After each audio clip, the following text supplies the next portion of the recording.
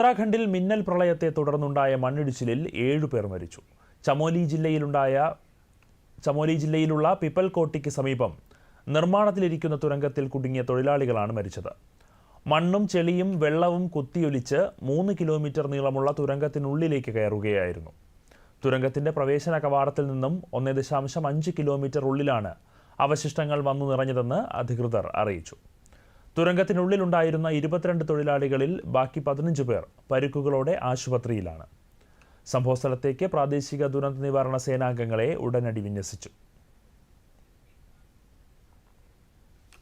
ഉത്തരാഖണ്ഡിൽ നിർമ്മാണത്തിലിരുന്ന തുരങ്കത്തിലുണ്ടായ അപകടത്തിന്റെ പശ്ചാത്തലത്തിൽ സ്ഥിതിഗതികൾ നേരിട്ട് വിലയിരുത്തി മുഖ്യമന്ത്രി പുഷ്കർ സിംഗ് ധാമി.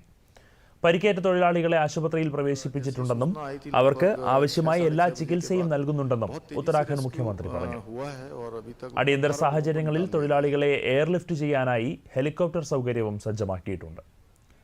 തുരങ്കത്തിനുള്ളിൽ കുടുങ്ങിക്കിടക്കുന്ന മുഴുവൻ ആളുകളെയും എത്രയും വേഗം സുരക്ഷിതമായി പുറത്തെത്തിക്കുക എന്നതാണ് സർക്കാരിന്റെ ഏറ്റവും വലിയ മുൻഗണനയെന്നും അദ്ദേഹം വ്യക്തമാക്കി.